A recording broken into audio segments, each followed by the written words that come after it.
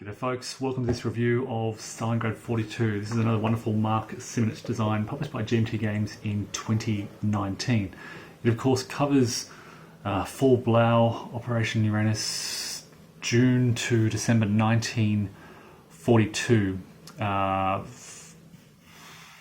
It's a big game. It is the biggest of the Simonich designs that I've played in terms of sort of scale and the kind of complexity of your plans.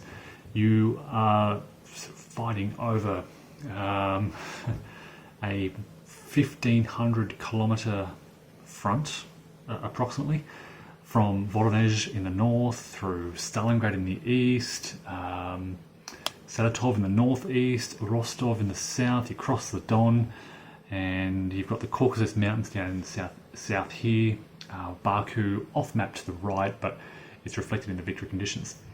For those not familiar with the game, it is similar to many other of Mark Simonich's sort of 1940 series of games. Ukraine 43, the Caucasus Campaign, Ardennes 44, Holland 44, Normandy 44. It is hex encounter. Your units have basically a combat factor, an attack factor, a defense factor, and a move factor. You will also have armored units that have an armored dot to give them column shifts in combat. It is an I-Go-You-Go system, so the German player typically goes first, followed by the Russian player. On your turn, you do a series of sort of initial administrative functions, such as replacements, reinforcements, organising supplies, and then you do your movement, and then you engage in combat. Combat uses a combat odds ratio system with a CRT that is pretty generous to the attacker. So it's an attacker-friendly CRT, which encourages you to engage in combat. The Germans on the offensive want to engage in combat. They want to be aggressive until the Russians build up their forces, and then they counterattack during the sort of latter half of the game. The central to movement and combat is what's called the ZOC bond, Zone of Control Bond system. And it's where two units can create a bond in the space between them, which prevents, for all purposes, enemy movement through that area. For movement, for retreat up to combat, and so forth, also for movement of supplies.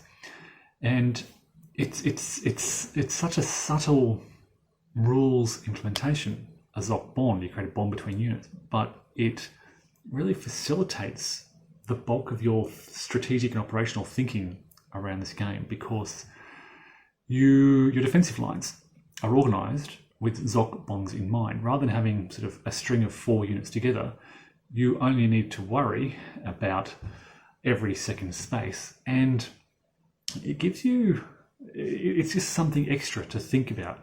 It enables you to have stronger sort of stacking. So if you've got 5 units there, you've got 5 units spread out in most other sort of hex encounter games, 5 units in a line. With the ZOC bonds, those 2 units can then reinforce those other 2 hexes, such that you can, I guess you're putting more thought into, or you're just giving different thought to your defense. And rather than just attacking to push the line back, you're attacking to break those ZOC bonds, to push back certain defenders in key areas and get beyond those otherwise impenetrable ZOC bonded front lines. It creates a very interesting dynamic in your thinking with movement, with planning your movement, with planning sort of the specific hexes that you're moving to, with planning your advance after combat. You're often advancing after combat into spaces where you're creating ZOC bonds to prevent the enemy from moving. There are sticky zones of control here as well. When you move into an enemy zone of control, you must stop moving. To exit an enemy zone of control, a unit must spend an additional 2 movement points. And that's quite costly when you consider that most of the infantry divisions in this game only have 3 movement points. So if they're in an enemy zone of control, generally they'll only be moving 1 hex out of that zone of control and their movement is complete. Now, in addition to normal movement costs, there's a lot of clear terrain here. Clear terrain costs 1 movement point. There are roads, which mainly motorized, mechanized units use, but there's also tactical movement, which enables units to move 1 or 2 hexes. And that's a subtle way to shift forces around when they're in enemy zones of control to get through some otherwise sticky situations. As I said, an attacker-friendly CRT, so the emphasis is on offensive operations, and that makes this a really fascinating game. The scale and the coverage and the map dimensions and the nature of the units. The Germans, who started on the offensive in late June 1942, have a number of elite panzer divisions with a red armor shift, which in effect gives them 2 armor shifts in combat. And the Russians can only cancel one of those armor shifts if they have armor. So they're very valuable units, and they kind of are designed to, well, they should be designed to spearhead your attack, to bring these elite panzer divisions into the key areas.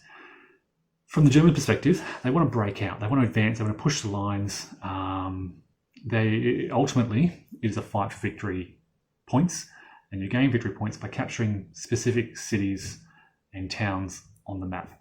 So the Germans are looking to capture these victory cities, towns, points, and they're looking to do so as quickly as possible. For the Germans, it is a race against time, because in time, the Russians will bring on ever larger numbers of reinforcements whilst German forces dwindle. The Germans do get some reinforcements, but the reinforcement track for the Germans also instructs them to remove units from the game. So the Germans, through combat losses and other things, don't grow in strength as much as the Russians do. The Russians are, of course, on the defense, and they need to slow the Germans down by time. And it's one of the fascinating, it's one of the most interesting defensive situations in a game, because I mean, they've got a whole front line, whole Russian lines from Voronezh down to Rostov in these defensive positions. But how much do they sacrifice for time? The more they hold these units at the front, the more casualties they're suffering, the more likely it is those units will be surrounded if they're not withdrawing. So it's a fascinating series of decisions where you're not just thinking about 1 or 2 particular units or the Zochbons. You're thinking about the whole kind of front line and where that line should be moving. And of course, the Germans are on the other side of that line, trying to push and pull and stretch those Russians and poke a hole in those defenses. So the attacker faces some fascinating decisions about where to attack, where to drive, where to use your artillery supply units, your air units. Germans only get typically 2 air units per turn. Where to bring your elite panzer divisions, and how to go about the combat. Where do you bring your combat factors? Where do you focus your column shifts? What are you going to do when you break through? There's breakthrough combat, and that enables you to consolidate a group of attackers in the defender's vacated hex, move with that single group, and then engage in combat during their advance after combat. And that's another critical part of your sort of broader operational thinking. Equally, some fascinating defensive decisions about where you form these Zochbons, how to use key defensive terrain, how to block those elite German panzers and their column shifts, such as by putting your defenses along the Don River or in wooded terrain or in minor or major cities. And as I said, it is really a game that facilitates really fascinating defensive decisions. You're not just pulling back your line and reforming. You're often holding in key areas and pulling back the lines around that key area to reform a stronger Zochbond line, or forming key defensive stacks in key areas, or moving your army around. There's a lot a lot of decisions you're making on the defense. And I'd go so far as to argue that the Russians in this game are the most active defenders out of all of Mark Simich's games. So it's very engaging for both players. You play a game like Holland 44 or my favourite, Ardennes 44, and the defender's often quite passive. They're just plugging the gaps in the line. In Stalingrad 42, the defender is very active, and they're making some very careful and well thought out decisions. They are a very active defender. The Russians are always looking also to counterattack as much as possible, particularly against those elite German panzers. If they can cause just a step loss in those units, they do drop down in quality quite considerably. So yeah, look, if you're a fan of Simich's sort of 40 series, Holland 44, Ardennes 44, I would urge you to check out Stalingrad 42. For me, having played through most of the games, it ranks at the very top, alongside Ardennes 44, but it does something different. I love Ardennes 44 because of the study of road networks and your ability to navigate paths along these roads. This provides something completely different. You have a wide open map. There is clear terrain everywhere. There is relatively little wooded terrain. It's valuable where it is, but basically it's the German offensive capabilities against Russian units, and you are focused almost entirely on your units versus enemy units, with in many cases, with relatively little regard for terrain, simply because it's open. So you'll have, let's say, an area this big between the Donetsk and the Don, bigger than that, about this big, and yeah, you've just got Russian units there. So that's the primary focus of your kind of planning. You are, of course, making additional considerations around the Don River, the Donetsk, around major cities and so forth, but it's not quite as terrain focused as Ardennes 44. What else? Reinforcements are pretty important. There are rail networks. You need to extend the rail lines. You can extend 4 of your rail lines up to 2 hexes each per turn as a German player.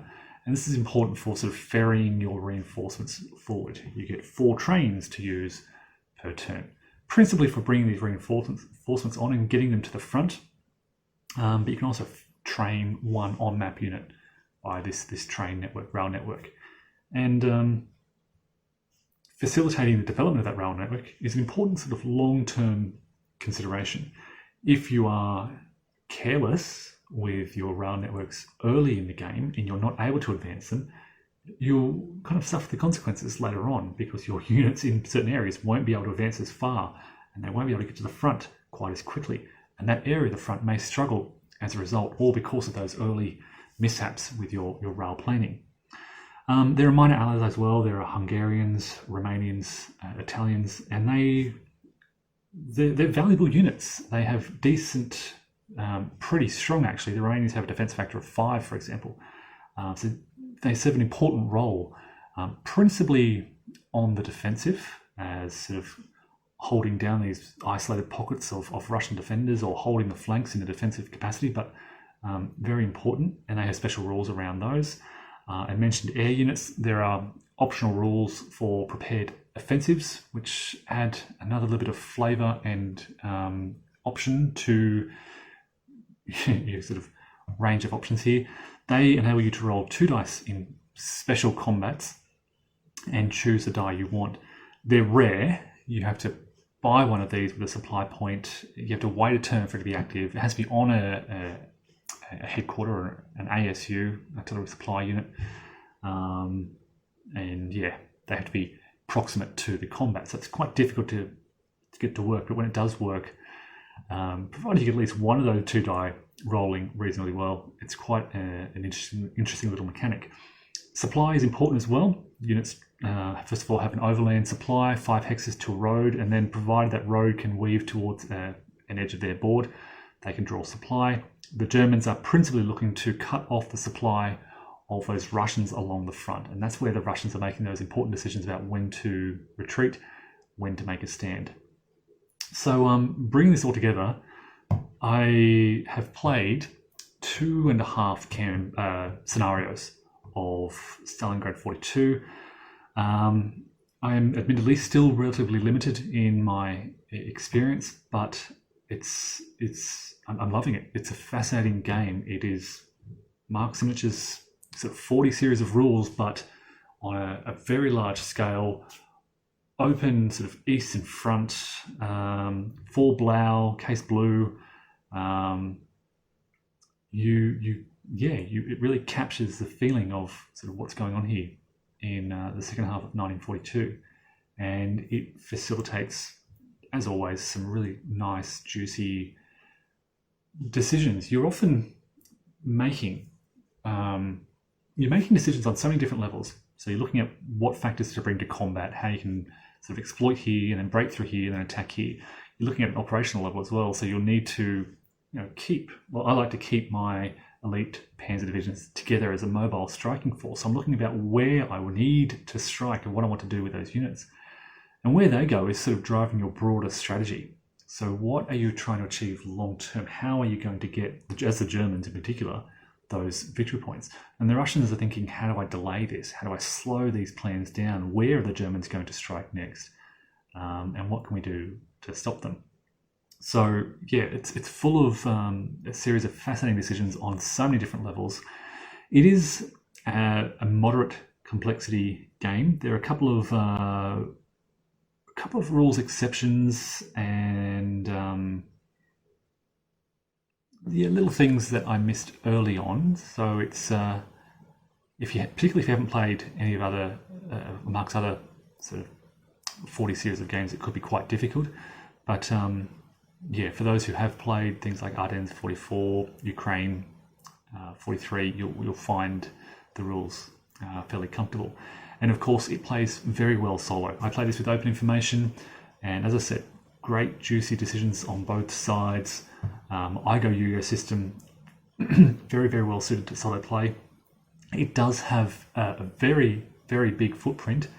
It has two 22 by 36 inch maps side by side with two roughly half-size maps below them. I can't quite tell you how big they are. I would estimate, it'd be a rough estimate, maybe about 1.5 feet or so to the bottom of that. So that's a big footprint. I don't have the exact dimensions, but it takes up a lot of table space.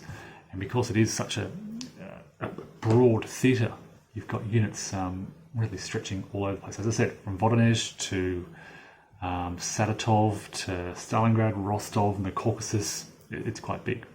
So folks, again, highly recommend this. If you like X Encounter, if you like Mark Simonich's designs, if you're interested in Case Blue, check out Stalingrad 42, published by GMT Games in 2019. Thanks all.